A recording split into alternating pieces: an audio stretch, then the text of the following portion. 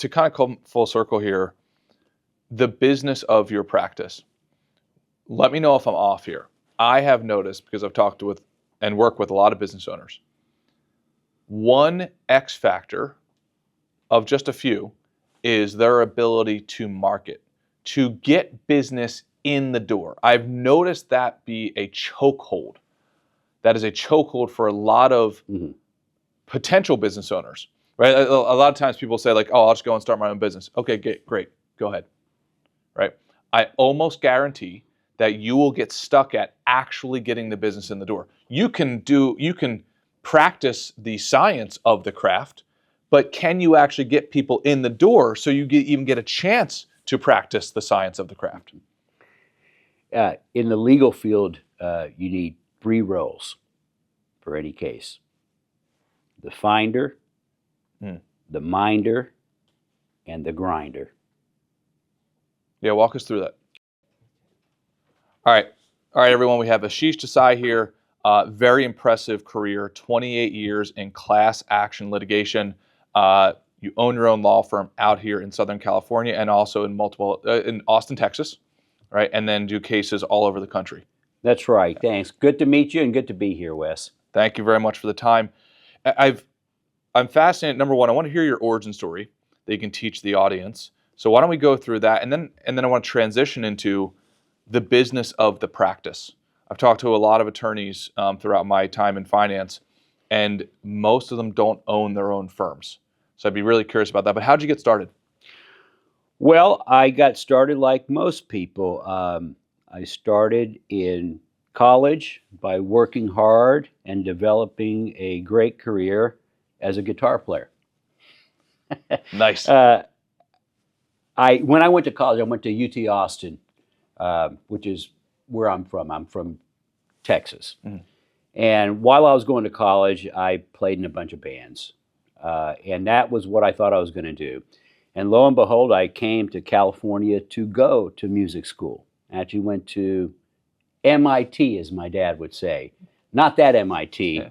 It was Musicians Institute of Technology in Hollywood. Okay. My dad was very proud of me. He said, my son, he's going to MIT after all. And his friends would say, well, what's he studying? Engineering, science? What is this? He's going to be lead guitar player, jazz and blues. Yeah. Anyway, after I went to music school, I soon learned that I love music, and I still play to this day. But the business of music, to dovetail what you're talking, I soon realized and saw the writing on the wall that this was not a place to go to be basically a side player. A lead guitar player is a side guy. I'm not even the lead singer, right, in any band I would ever be in. So it soon dawned on me that it would be very difficult to make a living doing this. And so I went back to law school and went to University of Houston. But that's how I eventually got into the law. Now, when you transition there, because you're already showing signs of like, hey, I'm business-minded. I'm not just going to be a starving artist. I actually want to grow something that could pay the bills, could pay for my family, et cetera. You now transition into law. What category of law, and then was the goal always to own your own business? It wasn't always. When you're in law school, it's really for a lot of people, it's kind of an escape to get out of wherever it is that they're at. They know they have some aptitude. I always knew I liked talking, and whenever I was growing up and my group of friends would get in trouble, I'd be the guy that would let Aashish handle it. Let him go talk to him. Maybe he can talk us down from this. And so I always enjoyed that. And I also realized that being a lawyer, when I got into law school, that every important decision ever made, particularly in America, every important decision will involve a lawyer. You cannot think of an important decision anybody has ever made in business, investment, or otherwise that has not involved a lawyer. And so if you want to be in the middle of everything, you want to go to law school. Now, when I got into law school, I didn't necessarily say I was going to open my own law firm. That came much later. What you really want to do is, when you're in an industry like this, is that you've got to really develop your talents. I mean, there is an opportunity cost for what I do. and it's very high. It's kind of like being an athlete in a way. You can start off, but there's a lot of, I'm not sure I'm going to make it, but I'm going to have to go all in here. Let's say you're a great high school athlete and you get recruited to a college. Okay, let's say you get to top 20 college, right, to play football. It's not Texas, it's not USC, but maybe SMU's got you, right? Maybe TCU. TCU's pretty good now. I got to leave them alone. But maybe it's one of those schools, and then you don't know until you go there and you develop, and boom, all of a sudden, it turns out we got Tom Brady from Michigan. Well, I didn't know he was going to be that good. He was the last guy in the draft, right? So that happens all the time. So there is a cost of a barrier to get into this stuff, but if you can pull out from the other side, there's a big green pasture. So let's double click into that. So going all in, it's been a common phrase that I've sort of refrained in my head multiple times over the last handful of years. What do you feel about the pattern of people in business who think that they are trying, but they actually haven't gone all in? And in their mind, it's kind of like going to the gym. It's like, oh yeah, you look at somebody who's out of shape and they say, I go to the gym all the time. It's like, time out. What do you mean you go to the gym all the time? You said your diet's good, but I see you eating cheesecake right now. Right. So is that last 5% of commitment, does that make all of the difference? It does, because no one understands the value of just doing 10 push-ups a day for 40 years. Okay. They do it for a year, they do it for half a year, they do it for 4 years. But what if you did those 10 push-ups for 40 years? How would you be afterwards? The incremental change that you get from just your habits, I think there's some book about this, I don't know what it is, Small Habits, whatever it is, but I think they're right, which is you make incremental habitual changes. And those incremental changes over time manifest themselves into an all-in position. You can't, just like you start a little bit at a time, but eventually you have to, and all in doesn't mean you take wild, crazy, it doesn't mean you're just throwing a bomb from the 10-yard line every play, go deep, go deep, go deep. Not every play is a go deep play, right? You got to pick and choose your battles. You're not going to be playing quarterback very long if you're throwing the ball, 40 yards down the field because you can. That kind of guy is going to get pulled real quick, right? So you throw the bomb when you can, and if it works out, it works out. But you got to have that mentality. So it's a very you do have to be all in, and I'm all in a lot of different areas. But I believe that you have to be calculated when you go in. No, that makes sense. I mean, I think the book you're referring to is Atomic Habits by James Clear. James Clear is outstanding, and I think one of the things in that book that talks about sort of reaching a level of critical mass. Not expecting results before the inputs are sufficient.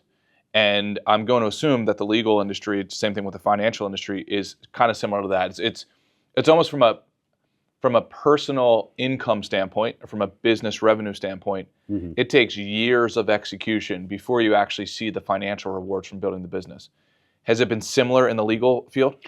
Very similar. And in my particular area, I mean, it's absolutely cyclical. And when you talk about going in, when you talk about suing a multi-billion-dollar company on a class action case, you can take any one of my cases, you're going to be litigating for 2, 3, 4, 5 years sometimes. Wow. 6 years sometimes. I've got one of the biggest cases I'm working on right now is 6 years I've been working on this case. So, and you won't see a penny. I'm as lawyers say that I get paid, $1,000 an hour. How much do you get paid an hour? I get paid $850 an hour. Aashish, how much do you get paid per hour? And I said, well, I get paid perhaps. Yeah. And so it's a different field. I've got to win. If I don't win, there's no golden rainbow at the end. So when people look at class action lawyers and say, oh my God, I can't believe you made so much money on this case and it settled for X amount and you got X dollars, but you didn't understand all the work that went into that. On the surface it may appear that way, but just look under the iceberg, right? 80% of the iceberg is what? under the Yep. water, right? Yep. If you're looking right at the iceberg, you don't know what you're looking at. You've got to go to the 80% underneath to figure out what actually is going on here. And so that's the nature of this field. So you've got to have delayed gratification is a big part of what I do. And I think delayed gratification is a big part of any successful business. You know, most businesses, financial or legal or otherwise, within 5 years are dead. They're dead meat. In 10 years, yeah, Jesus, you know, you've got yourself a juggernaut.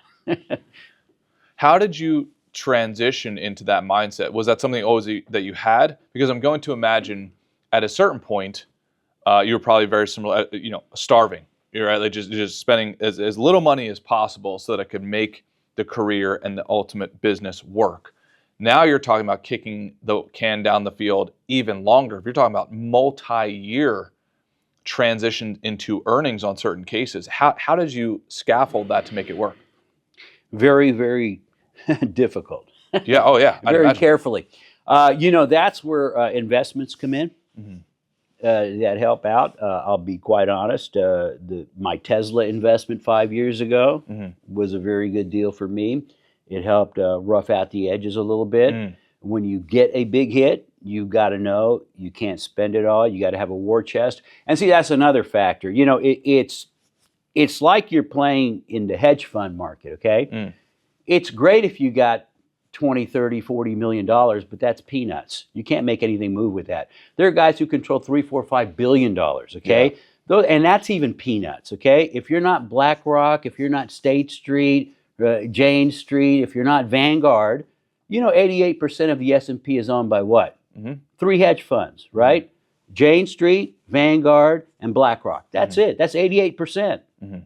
So, you know, those are the big boys that are playing in there. So you've got to have a different kind of mindset when you do this. Mhm. So, was there a part of your career, maybe in the beginning, where there was a fork in the road? Hey, I'm going to go down this direction, and I'm going to be okay with this types of earnings pattern, like lumpy. We'll call it lumpy earnings pattern. Or did you somehow just find yourself gravitating towards it, you know, sort of, you know, casually? Well, you know, it's like cooking a lobster. You boil him slowly so he doesn't notice, and then by the end he's in deep. Yeah. Okay. Got it. I'm the lobster that's in deep for 28 years. I always thought, no, I'll stop this next year. I'll go get, you know, a regular job with a paycheck and forget this hassle. You know, I've already lost most of my hair. I had nice hair like you when I started this. You wouldn't believe. It's all gone now, right? Because of all this. But looking back on it now, because I've had some victories and wins and all those kinds of things, I look back on it fondly. The book I wrote, Yep, got it right here. it talks about the case that was my fork in the road. That case, it went this way, it'd be curtains for me. If it went this way, I'm sitting here talking to you. That's why I wrote the book. So tell us about the book. So this was obviously a pivotal part in your career, and just for anybody listening, the book is titled A Class Action, a legal fiction based on a true story. So this is representative of a fork in the road, and you're saying, hey, my chips were all in on the table. If this did not work out, I'd be a W-2 employee somewhere. Yeah, probably at McDonald's. Yeah. It's a story about a young lawyer who is going through personal tragedy and is also at the same time trying to start his own law firm. Mm. I was a partner at a different law firm.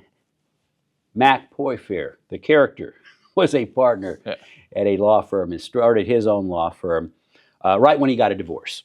So he'd gotten a divorce and he had started his own law firm, and he had very little money and he bet it all on a case. As a matter of fact, this young fictional lawyer had to put his house on the line. And if the case didn't work out, bye-bye house. So that's how much he had to believe in this case, which took a lot of twists and turns. In the book, the case lasts for 2 years. In real life, it lasted 5 years. So, you know, it was a situation where you're having to pay out, and I have employees and costs and rent and mortgages and everything else that you might think to have.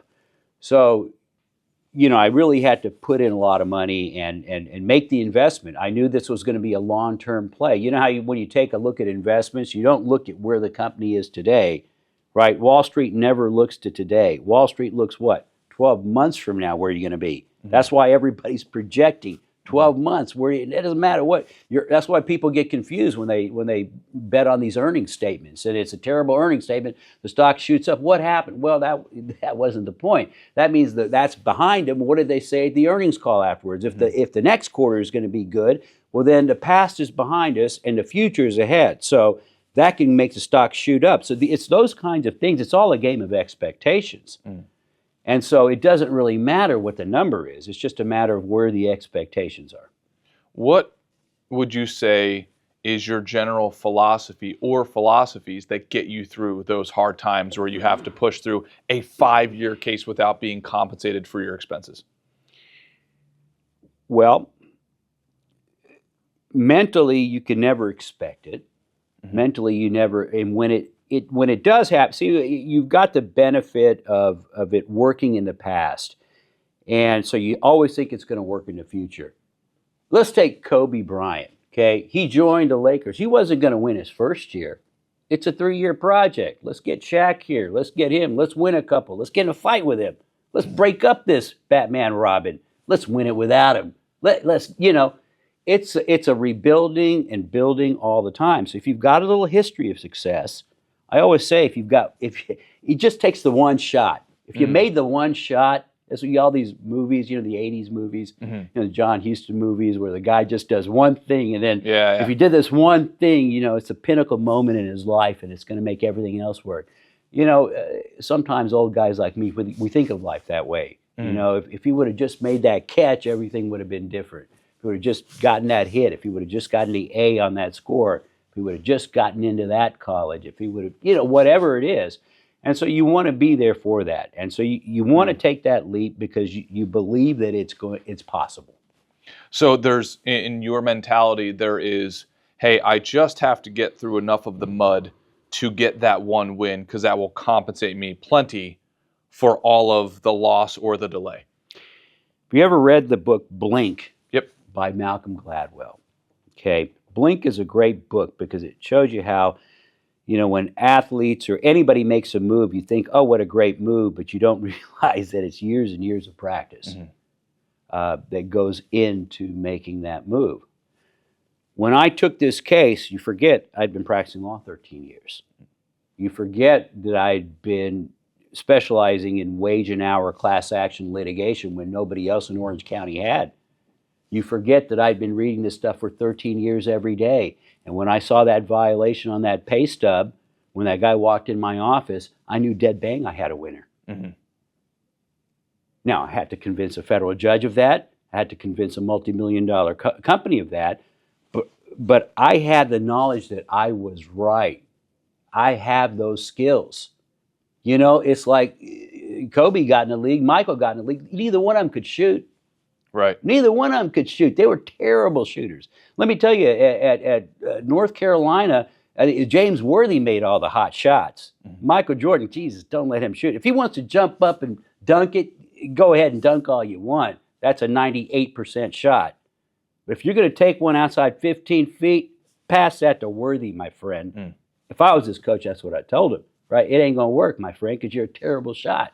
But guess what he did? Went back and worked on his complete game and came back, and that's why you have the complete package. See, when you have the talent and you work, you can't stop it. And so what got me through that is just having that attitude, that mentality. I don't know why I have it. I don't know if it's an immigrant mentality. I don't know if it's where I grew up or how I obtained it, but as long as I've known me, I've always been like this. Yeah, walk me through, what was your childhood like? When you mentioned where you grew up, but what was that like? Grew up in Grand Prairie, Texas, a very, very small town, in the 60s, 70s, 80s. Spent most of my life there. not much to it. Really not much to it. I never thought I'd be sitting here today.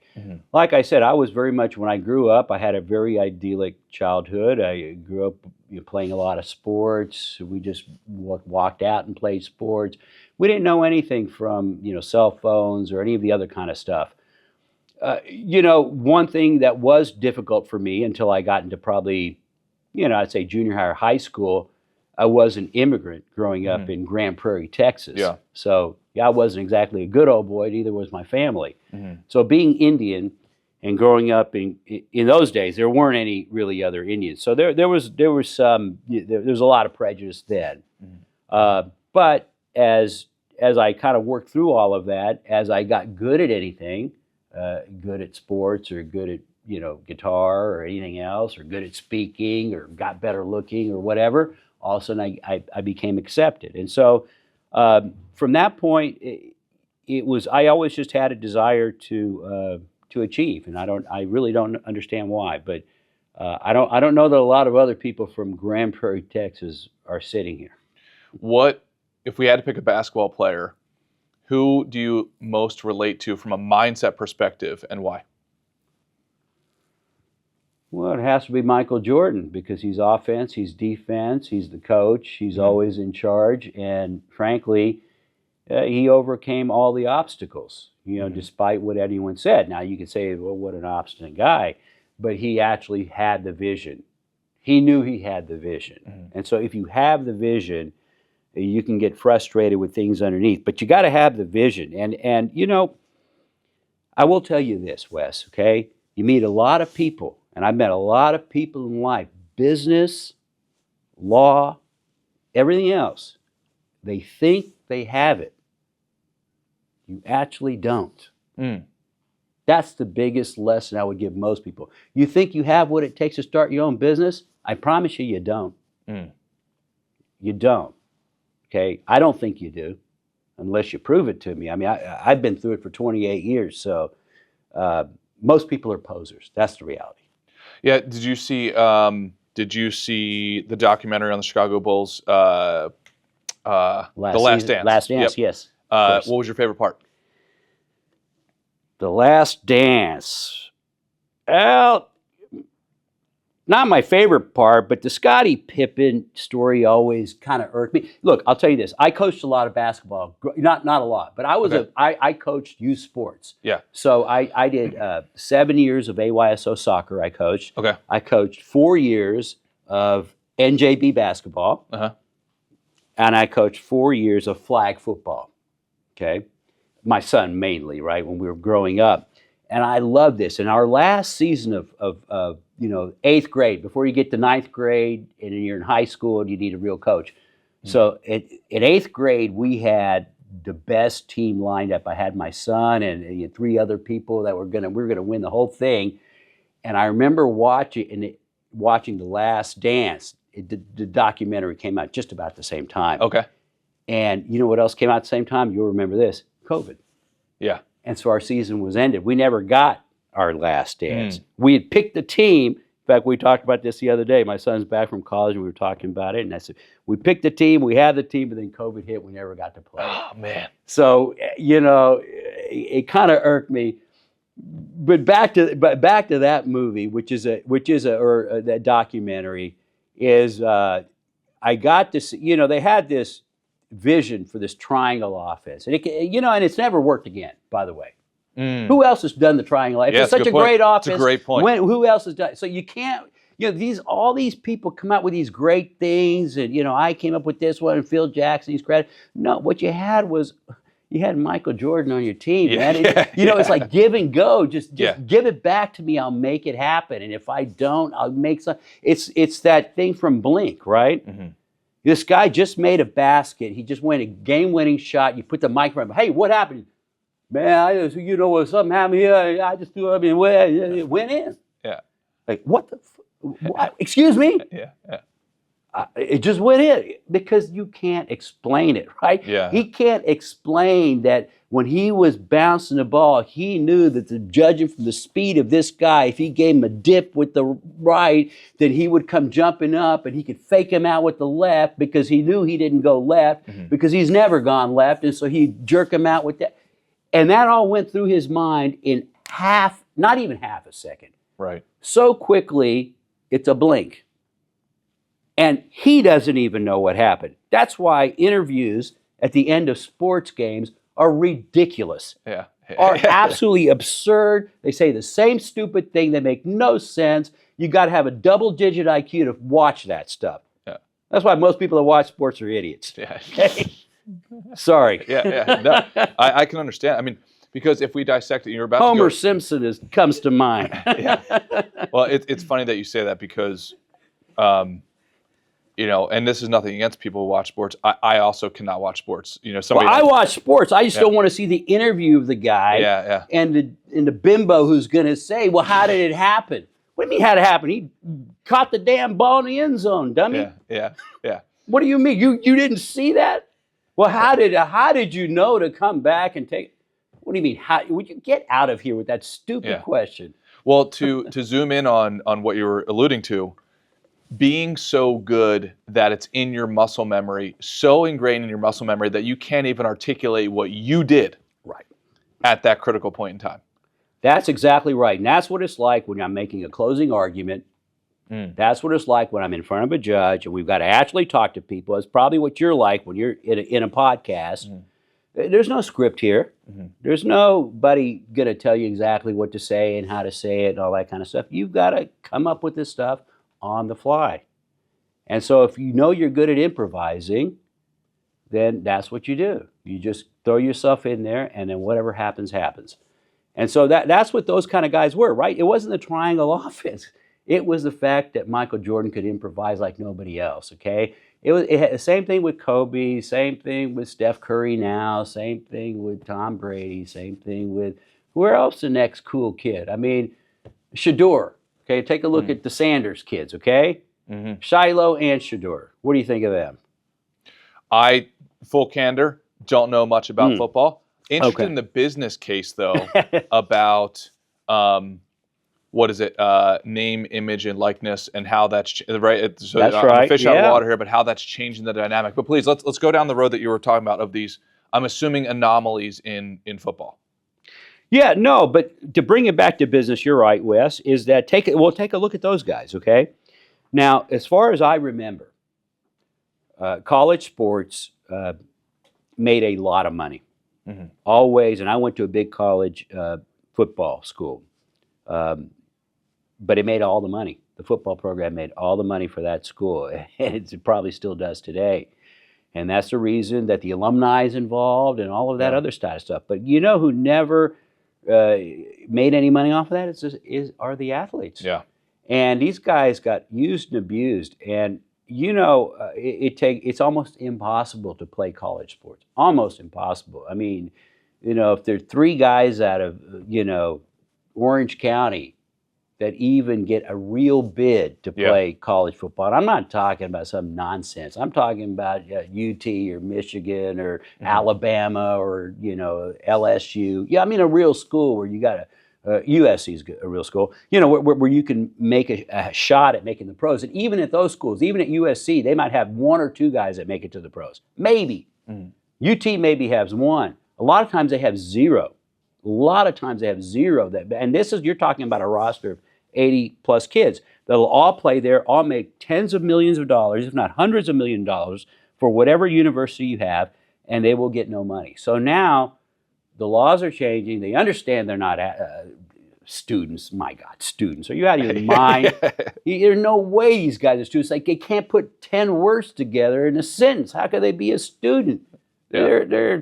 This is nonsensical, and half of them, they're like a Duke and all these great schools. These guys, you didn't make it. A couple of the guys did, but if you have a school that actually has the athletes that need to do well on schoolwork, you're going to have a losing program. You'll have Harvard. Yeah, they can't win a football game. They're not Alabama. I mean, don't get me wrong, they're not bad, but it's a rec sport. Those guys aren't ever going pro. Maybe there's one or two guys that ever gone pro, and the NFL freaks out about it. So there is a business angle to this, and I'm glad that the students have figured it out. And I'll tell you the other thing is that my friends have been involved with a lot of these wage and hour class action lawsuits against the NFL. And I even was involved early on in the concussion lawsuits against the NFL. Okay. And so I do know that there is an exploitation factor to this. There's a whole business angle to this. I mean, from my standpoint, I think it's great because I do believe that it'll open up a lot more wage and hour cases against universities in other sports. So, for example, we may have this problem in the female soccer program at one of these colleges if it makes money off it, or if anybody would ever go to it. But in terms of the revenue sharing and all that kind of stuff, it's good that if you're not going to really if you're not going to have them as real students, and you're going to exploit them for money, that they should get some of that cash. Well, and you were mentioning, and I agree with you, by the way. I mean, the idea, if you look at some of the data in professional sports, I mean, I just wish we would talk about this more. You have a kid growing up playing basketball, believing he's going to go and play for the NBA. Totally fair, and I admire the ambition. But to also not have a parallel conversation that says, hey, it's basically one out of, you name it, 2 million or whatever it is. And by the way, they're normally thinking of, I want to be the Michael Jordan, or I want to be the Kobe, or I want to be the Steph Curry, et cetera. It's like you're now talking about the extreme anomaly of the anomalies, right? I'm going to assume you look at most of these professional sports, and you're talking about a career maybe of 2 to 5 years, maybe. That's right. If you get into the professional leagues, and you take that salary, and you amortize it across, I don't know, the rest of your life, you are not wealthy. You are broke mathematically, is my guess. There's a documentary called Broke. Interesting. Really? On Netflix. Yeah. The premise is some ungodly number, like 80% of all professional athletes are broke within 5 years of leaving their sport. It's like 80-some percent. 80% broke within 5 years. Broke within 5 years. And yeah. Of all sports. Because you're right, it doesn't last a lifetime. It's a 3-year deal. If you're lucky, could be one, you could break your leg, or you get the next cool kid comes up and then you're out of a job. So there's not a lot of job security. And from a business standpoint, it is a long shot of all long shots. It's a lot easier to become a lawyer than it is to be a pro athlete. That's for sure. A lot easier to become a doctor. A lot easier to become a lot of things that could get you more money. A financial planner, for example, anything. Yeah. Yeah. When I think what's fascinating behind it, the economics behind it, what you normally would not think of, what a kid would not think of who's ambitious and wants to go to the league, the NBA or the NFL, et cetera, part of it is, I want the wealth, not knowing that the attorney who's built his business is a good one, right? Like, is dramatically more wealthy over time. Like, dramatically, it's not even close relative to the bulk of the athletes who are going in, by the way, only into the major, let's call it 4 sports. Because all the other sports, you're not really going to make any money. That's my assumption. That's right. No, that's 100% right. And so you don't realize that over time, it's a better deal because the payout on the end is so large. Now, a lot of that is changed. For doctors, are a great example. When I was growing up, a lot of my dad's friends were doctors. A lot of Indian people, for some reason, become doctors. Yeah. It's in our blood. We have a little bit of medical knowledge. I always tell everybody. I said, don't worry, I can help you. I got a little bit of medical knowledge just from being born. But when my dad's friends were all opening up their shops in Texas in the 70s, and even the 80s, but particularly the 70s, they could just open up a general practitioner, could open up a practice. People would come see him, and they'd make a killing. They'd make $500,000 a year back then, $500,000. I'm like, wow, in 1978, you're going to make $640,000. Yeah. That's like, that was better than Michael Jordan, right? Oh, yeah. And so nobody knew, right? But now today, my Indian doctor friends, not my dad's Indian doctor friends, they will go and you'll go work for a big HMO and they'll start you off making, $180,000 a year, which is not bad, but it's certainly not, $600,000 a year. And by the way, they'll probably cap you off at 300,000. Yep.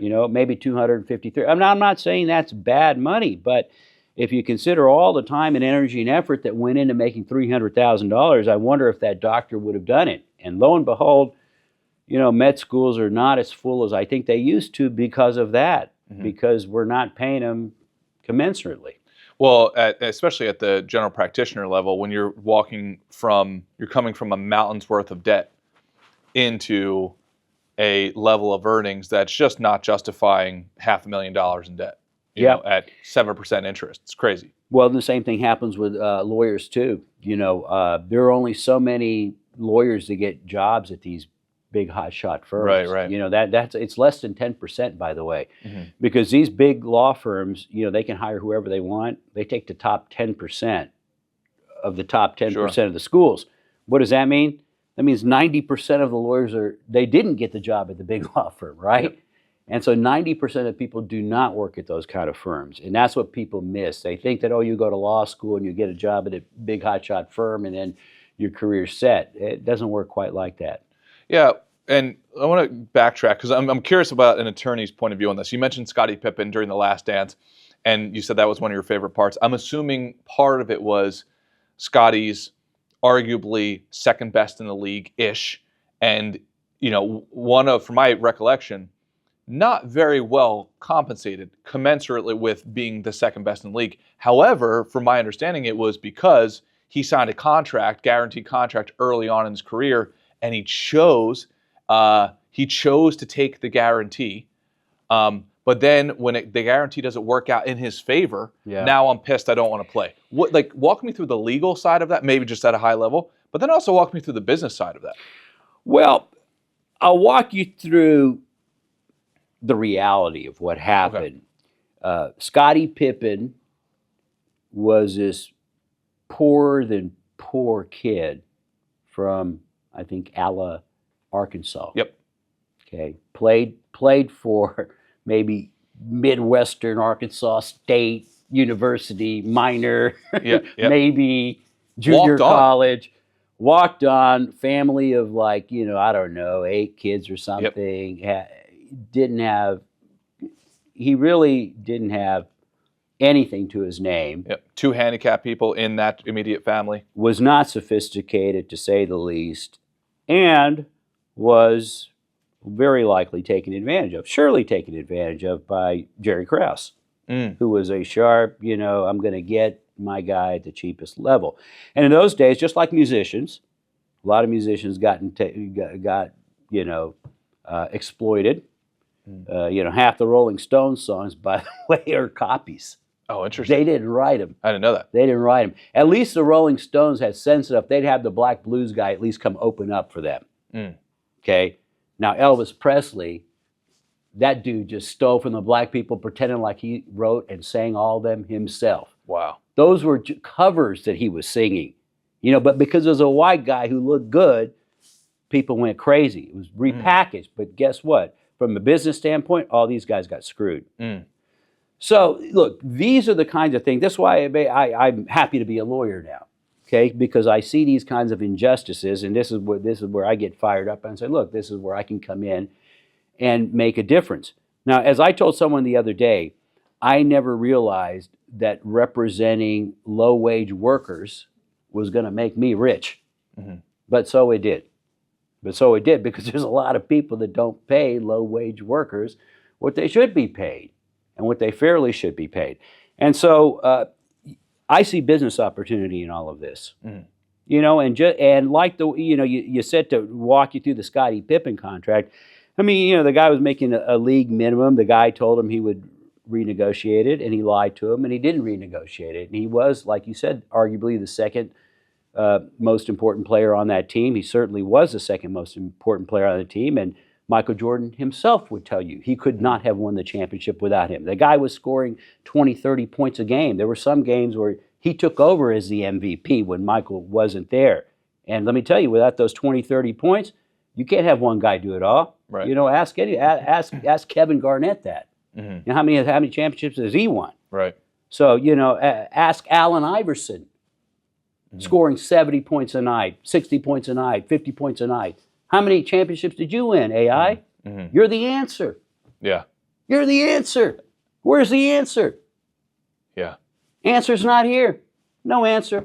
So, you know, from those kind of situations, I can see the power that management has over its players.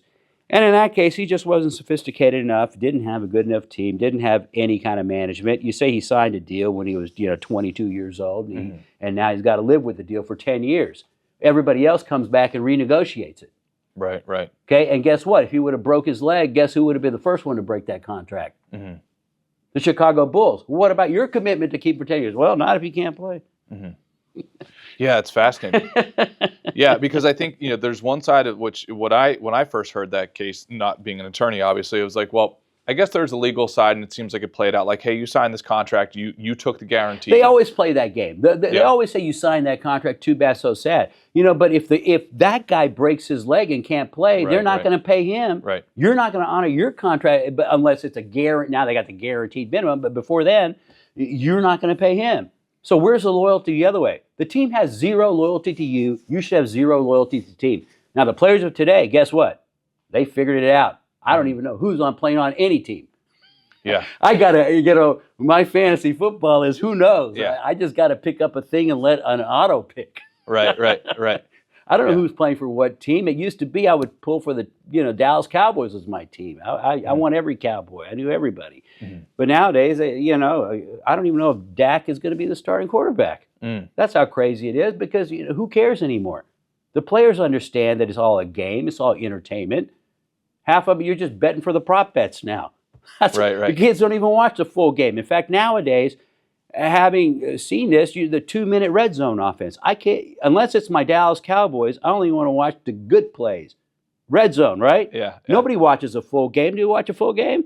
I don't watch any game. Okay. Yeah, I'm talking to the wrong guy. Okay, I unless it's my Cowboys, or it's an important game, a playoff or a Super Bowl or something like that, I'm not going to watch 4 hours to watch a dull, 4-hour thing when I can go to right here and watch it. So, even the NFL understands it's got no loyalty to anybody. They will sell their stuff. The 2-minute red zone thing, by the way, is screwed over. Talk from a business standpoint. ABC, CBS, and NBC, the 3 networks that had them. Fox also had a big deal. They're all done. They're all done. The NFL is now making deals with who? Netflix and YouTube. Yep, and Amazon. And when they go streaming, it's over for the networks. The sports were the last bastion for the networks. From a business standpoint, nobody watches anything on there anyway. And certainly not when they come on. The one thing anybody watched was sports. Yep. And now they don't have that. Yeah, I mean, full transparency, the reason I don't watch sports is because I was super poor when I was growing up. And I just, somehow I got in my head, is like, I cannot sit there and watch other men get rich, especially during my free time, right? Where I grew up, and there's nothing wrong with this, so I'm not making a judgment. But where I grew up, Friday night was high school football. Yeah. Friday night lights. Where'd you grow up? Philadelphia, right outside of Philadelphia. Okay, yeah. Friday night was what do they call it? Friday night lights. Friday night lights. Right? Saturday, all day, college football. Uh-huh. Sunday, all day, NFL. Yeah. And then there would be a general low-key buzz of complaints from my peers and their fathers. How can I get ahead? It's like, well, because you spend, and this is not a judgment, but it's just mathematical. You spend almost all of your free time on watching other people perform. No, you're right on that. Now maybe this 2-minute red zone would help that. Yes. Well, doesn't the ball in football, I've read in the Wall Street Journal years ago, that the ball in football, in a professional football game, only moves, it's for something crazy, it's like 14 minutes, if not 7 minutes, out of the 3.5 hours. The entire game, I used to tell my kid, when I was coaching, I used to tell these kids this, okay? Flag football, Okay, but I pretended I was a real football coach. Yeah, they didn't know. yeah. They're 10. They don't know You even. got the headset on, the clipboard, and That's everything. the whole ready to thing. go. They all think you're the real coach. That's the beauty of 10-year-olds. Coach Aashish, I said, guys, I used to make a quiz out of it. I said, the football game that's on right now. Oh yeah. How long is that? 4 hours, sir. No. 3.5. No. I said, from play to, if you just had the plays, took out the commercials, everything else, how long do you think a game is? You never would get it, but you're right. It's about 13 minutes. There you go. Okay. Yep. And put the second point on it. Okay. How long do you think a play is? What's the average play? Oh, I have no average clue. play is 4 seconds. Yeah. All you've got to be is good for 4 seconds, and the play's over. Can you give me 4 seconds? Love it. Right? That was my whole argument, right? Yeah. Because it's a fiction, I think is what your point is. It's a fiction. And you're keeping your interest, but you don't realize you're watching, 30 minutes of advertisement. Right. You're watching beer commercials and truck ads for 30 minutes. Then you're listening to 2 guys pontificate about nonsense for about another 40 minutes. You get to the actual playtime, you're right, it's 13 minutes of actual action. Wow. Actual action, which is hard to believe, but it's absolutely true. So, there's another great book I like for business. It's Stephen Covey. Okay. The 7 Habits of Highly Effective People. Yep. And the best one I like out of that, I'm sure you've read it, you look like you've read them all, is start with the end in mind. Yep. Now, if your end in mind is to make a lot of money, how you get there, you got to have a profession. You got to have, what am I good at? Well, if I'm not good at sports, maybe I'm good at numbers. Well, maybe I could do this. Well, I'm good at talking. Maybe I could do sales. Maybe whatever it is you're good at, you find, start with the end in mind. If I want to be a lawyer, if I want to be a guitar player, if I want to be, an engineer, if I want to be a doctor, you start with that. If you want to be, whatever you want to be. But then you got to work backwards and figure out how you're going to get there. That might be college, it might be this, might be that. But once you break it down and you actually have a plan, you're going to find that plan doesn't involve, 10 hours of football on Sunday. Yep. Maybe 3 hours of football on Sunday. Not saying it does. I mean, sports, I use it as an analogy because it's such a good business analogy. When I talk to people in the business world, when I talk to other lawyers, when I talk to other people. And the reason I taught it is because, or coached sports, is because it is an analogy for life. It is a way to get, teamwork makes the dream work. You've got to work hard if you want to expect results. That's why people use these analogies so often in business, because it does teach you about life. Oh, I think the parallels between business and sports, I mean, you're exactly right, in my opinion.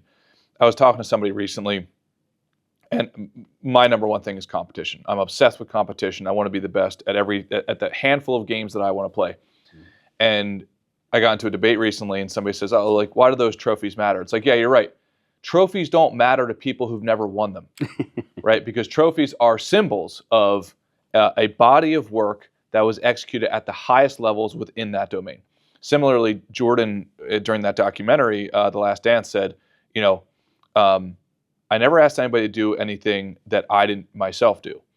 And he also said something along the lines of like, yeah, I might get critiqued by a lot of people, but those people haven't won anything, right? It is different to say, I want to play basketball. That is different than saying, I want to win all of basketball for eternity, which is what Jordan wanted. Right. That requires a different level of commitment and execution. If Wilt Chamberlain would have said something to Michael, he would have listened to him.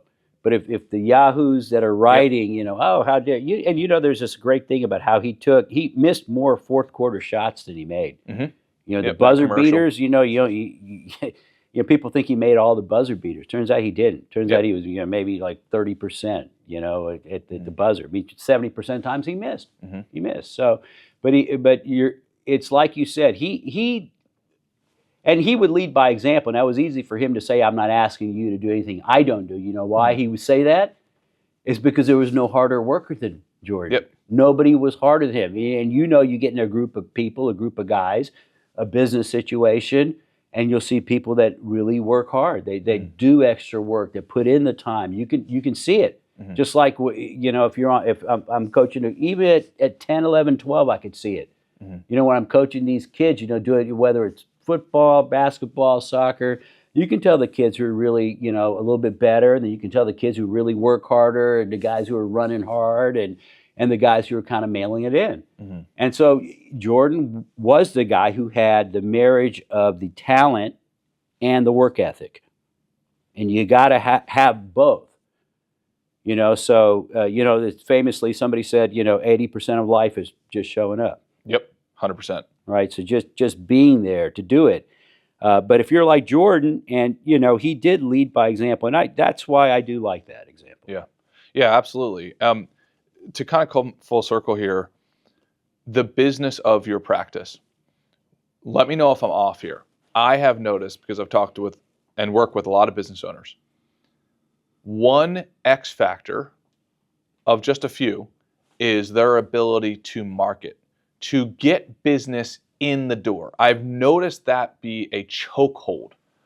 That is a chokehold for a lot of potential business owners, right? A lot of times people say like, oh, I'll just go and start my own business. Okay, great, go ahead, right?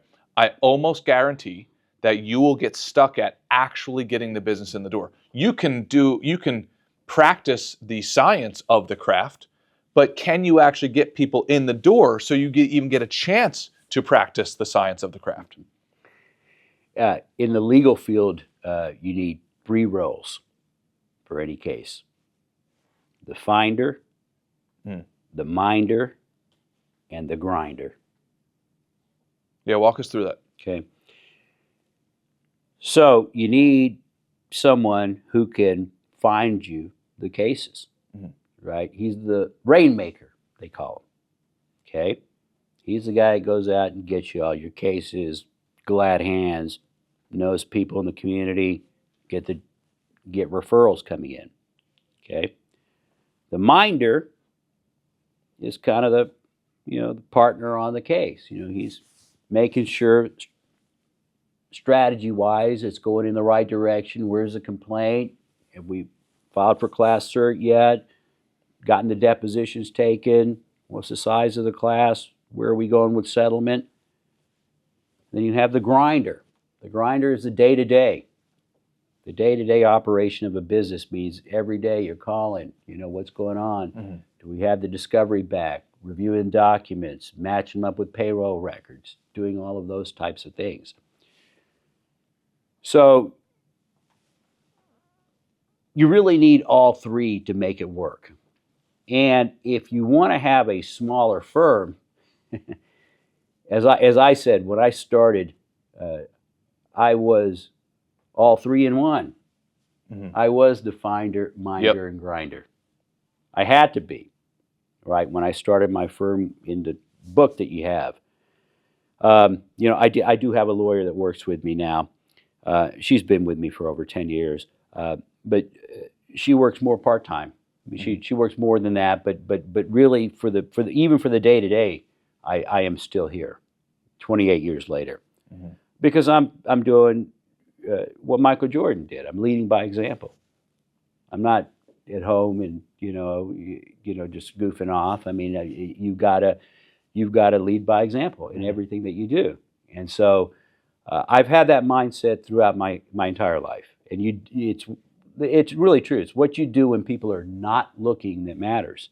That's what makes you a success. Because when people are looking at you, it's easy for people to put their fresh face forward, to say all the right things, to act the right way, to kind of work when people are there watching you. But it's when people are not there, what can you do? And that, to me, is a difference between real success and fake success. What would you say is your next big vision for yourself? You mentioned 7 Habits of Highly Effective People, begin with the end in mind. I have felt that for me, that's an iterative process. Once you never reach the horizon because it keeps on moving away from you. So once you get there, you're like, okay, this is great, but I want more. And I think that's a great thing. I think it encompasses the American experience and the American spirit. What's that next journey for you? Good question. I'd have to think about that. I've never really thought about it. For me, I've got 2 kids in college now. Since I'm not married, I'm a true empty nester. So I can go in many different directions. But my law firm is going great. It's moving in the right direction. I am getting older. I'm 56. I'll be 57 by the end of this year. So do I want to do this for the rest of my life? We'll see. I'll want to, in some capacity, I know I'll always want to have a law firm. I'll always want to have a law practice. Now, maybe I will not go as hard on the big cases that I have, take on maybe not the cases that take 5, 6 years to resolve, maybe smaller cases to keep it going. I'd like to do that, and anything else that happens, I'm very much of a I keep the engine rolling, and I take advantage of opportunities as they come. I've always been that way. I'll probably do something more with music as well. Yeah, because when we looked into your background, musician, also past background in teaching, right, at university. Would you want to do something similar in the future? That'd be a great thing. I was a law professor at Chapman Law School for 2 years, and I would certainly want to do something like that again. Yeah. That was always a lot of fun. I've spoken at a lot of conferences and seminars my entire life. Even that book, if you read it, it's kind of a how-to litigate a wage and hour class action as much as it is the personal story. I wanted to marry those 2 ideas in mind. And I know the book is not necessarily for everybody because it is in the minutia of class action litigation, but I did that intentionally because I knew my audience is other lawyers and people in the legal field, really. I mean, it can be larger than that. It can be David versus Goliath story, and maybe if somebody in when I go back to my Hollywood Hills house, if somebody wants to call me, I'll Grisham and say, "Hey, we'd like to make a movie out of your book." Wouldn't that be a great dream? Maybe Wes, could you make that happen? So if that happens, I'll go sell my script and have Tom Cruise, help direct him in my role. Yeah. So, but in terms of what I'm going to do, I'm going to do what I always do. I'm a creature of habits. Before this Atomic Habits guy came around, I was the original Atomic Habits. Because do you know why? When I turned 14 years old, I made 2 promises to myself. Okay? I don't know why. I remember this because, it's one of these stupid kid stories that you say to yourself, like a mantra. And when I was 14 years old, I said, "Aashish, I'm 14 now. Time for me to get my life in order, right?" And I said, "Okay, here are the 2 things I'm going to do for the rest of my life, every day, without fail. I'm not going to miss a day. Number 1, I'm going to work out every day." I had a weight set. I'm a big fan of lifting weights. And number 2, I'm going to play my guitar. Okay. So, I'm 57. It's been 42 years. I can check back with very, very limited failures. I have done that. Love it. Absolutely love it. Yeah. Every day. It's like brushing my teeth. I can't even function if I don't. I have a guitar in my office, as a matter of fact. Yeah. I'll play my guitar and I'll work out every day. Absolutely love it. We've probably read a lot of the same books, and I found that to be a common thread. I think a business can be broken down. One of the lenses is projects, habits, and actions. And that's good. And habits need to account for the bulk of that activity. And if it's not, it's freaking chaos. It's almost like you're restarting. Now, you still need projects and actions, but habitual actions, I think, are the most profound at the human level and at the business level. That's right. Because, see, I didn't even think about it, but now that you mention it, when I come to the office, the other habit I have is there's a legal newspaper here. It's called the Daily Journal. Now, not everybody reads it, but now that I've thought about it, I've read it every morning for 28 years. Or, when it comes out Monday through Friday, that's the first thing I do is I read it. either online or there to you see who is doing what to whom. It's the legal community rag. Then then I go read these cases. I go look at that. Then I go, but I haven't realized this, but this has become a habit of mine. And what it's done is over a span of years and years and years and decades and decades and decades now, I'm going on my third decade, it will give you a level of legal knowledge now that you wouldn't have otherwise had. Yeah. I don't have to read that. A lawyer, once you become a lawyer, there's no requirement to read the legal newspaper. In fact, I ventured that, 8 out of 10 people don't even read that every day. They have a very small reading, even though it's for everybody. But that's one of the things I do every day. If there's an opinion, I'll come out and read the opinion front to back, even still to this day, 28 years later, even though I could just get the head notes from it. Because to me, it's interesting. I like to see how they wrote it. I like to see the writing. To me, it's almost a work of art. Where do they put a semicolon? Oh my God! Look at the way he punctuated that. He phrased this, and I mean, to me, it's like unbelievable. It's like I'm listening to a song, and when I'm trying to figure it out on guitar, I go, oh, he went to the relative minor. Oh, then he came up, and then look at this major third over here, and you're figuring out a puzzle. And I try to keep that sense of adventure in this thing, so that I don't get burnt out. I'm not the burnt out 28-year lawyer who comes in here schlepping old cup of not this crap again, shit. No, this is an adventure every day. Yeah, it's so fascinating because this is where I think the business and sports analogy breaks down. So hear me out on this, because oftentimes, like with sports, you have a natural, very short duration of execution, right? Even the best only last a handful of years. The best of the best, let's say, last 10, and now you have LeBron lasting 20-ish years, right? But that's an extreme anomaly. Yeah, no. And why the reason I love business so much is that you can do business your entire life. You're talking about many decades of execution. So, and to your point, Aashish, if you can learn the fine art of not redlining to where you get burnt out. So you bring it into that 80% zone, which doesn't sound very sexy, but you bring it in that 80% zone every day for 40 years, that level of compounding is unbeatable, right? Imagine Michael Jordan was able to stay in his physical prime for 40 years of execution. How asymmetrical his performance would be relative to the average basketball player. And that's why I love business so much. Exactly right, Wes. I saw a meme the other day, and it said, what people think consistency is. And it showed 10 glasses of water all filled up exactly to the same level. Okay? And then underneath that, it broke off the picture, and it said underneath that, it says, now this is what consistency is really. And it showed water glasses, some 5% full, 10% full, all full, 50% up, down. Yep. Right? And that's really what consistency is. I'm not going to go in there and work out for 2 hours every day. In fact, today my workouts last 15 minutes. That's all I need. I've got a gym at my house. I don't do 3 sets of 10. Yeah, you might. I do 1 set of 10. 1 set of 10 curls, 1 set of 10 bench, 1 set of 10 this, if I'm even lucky.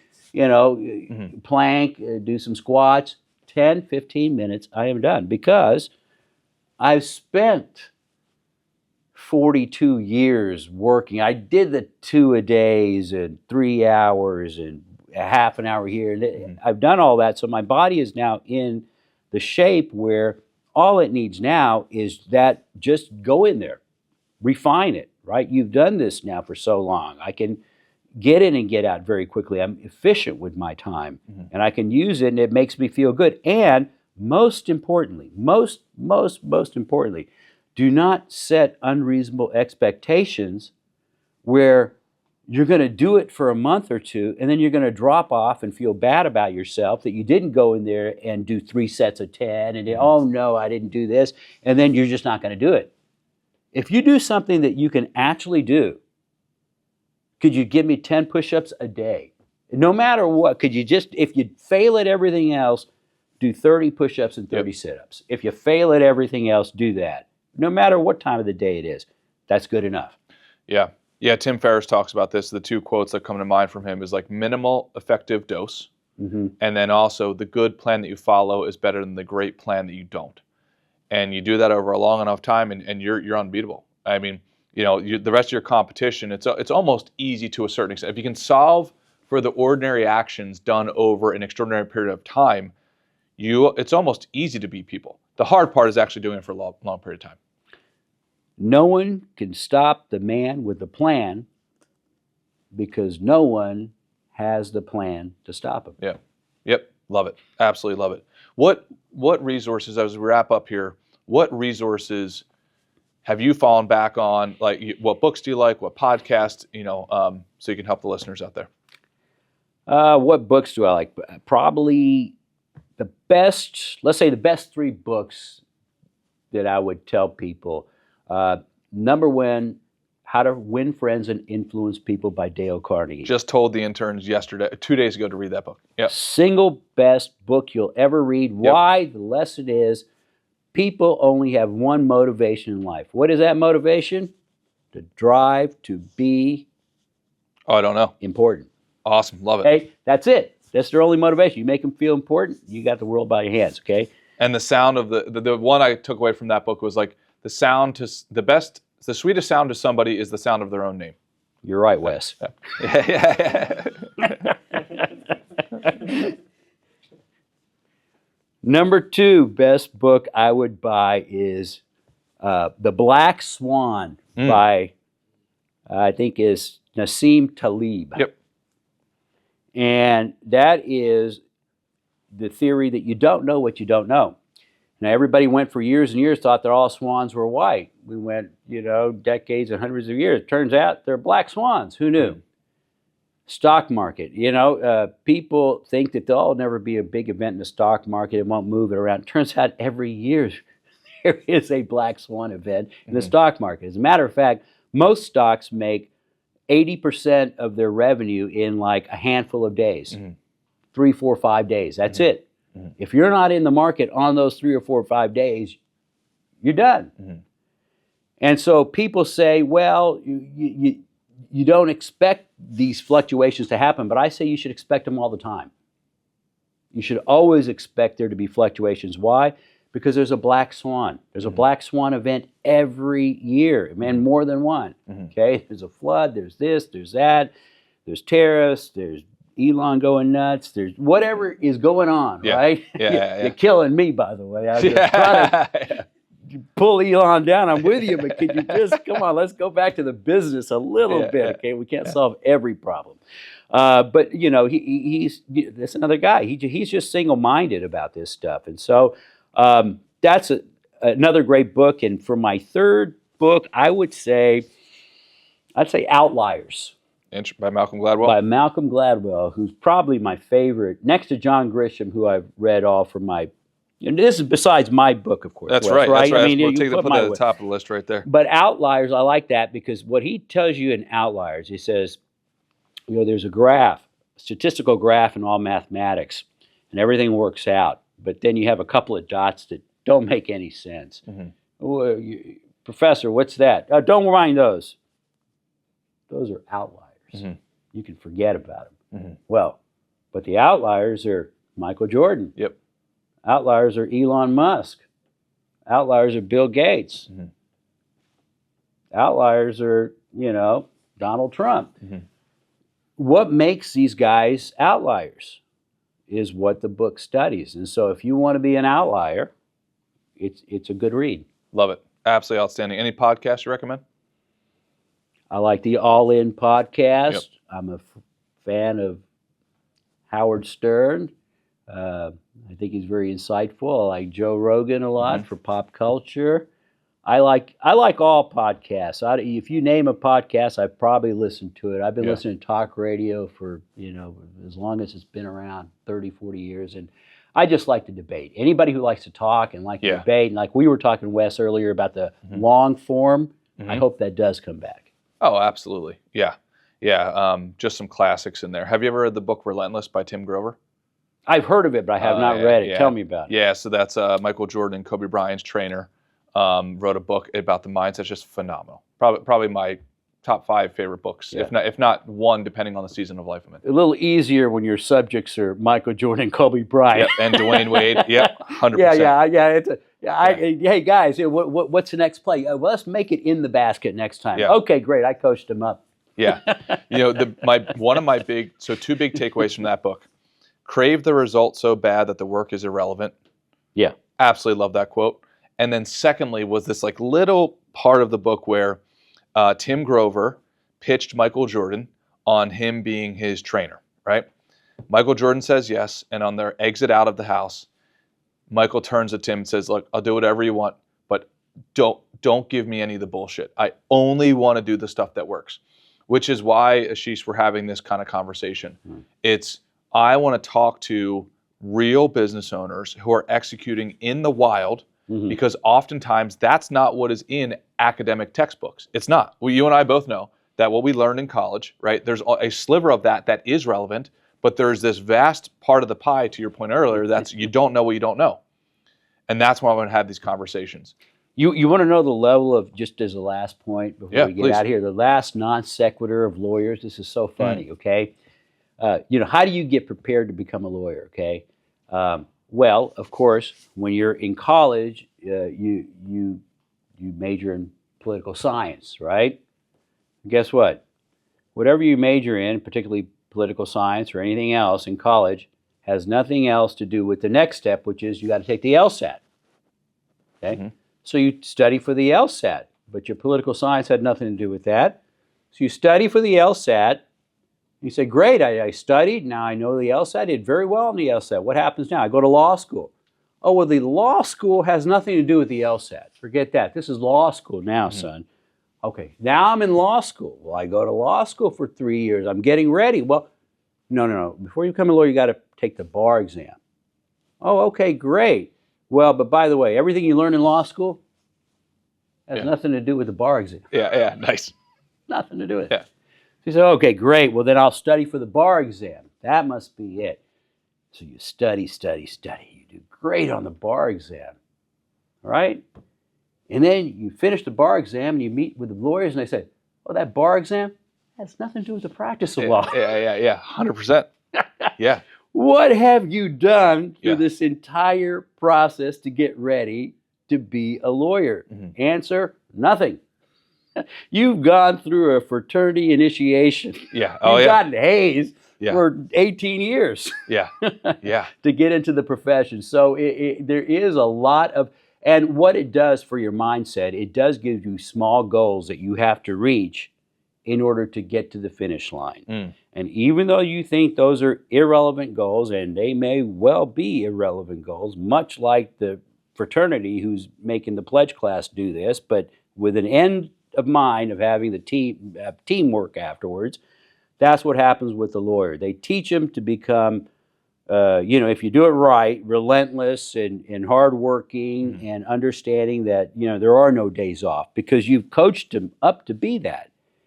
And, in some ways, it's a very demanding profession because it's an antagonistic profession because it's unlike doctors or engineers or podcasters or other people that like to collaborate with each other. Lawyers like to kill each other. It's the only profession where you're killing each other. I guess much like sports. Yeah. Right? Much like, in that sense, you are, right? You're trying to get the other guy, and there's a point system, and one of you is going to win and one of you is going to lose. And so maybe that's why I like sports as an analogy to the legal field so much. Oh, I love it. Aashish, well, thank you, because it's been an amazing journey for me to hear, here's a guy who's built his own business, who is, and I say this in a complimentary way, a polymath, who you can read books on the side, you're in a band on the side, you've written a book on this, like all of these things, and you've cracked the code on how can I be successful and still have a life outside of my business while still having a successful business. So thank you so much. This has been a real honor. Thank you, Wes. It's been fantastic. All righty, sir. Appreciate it.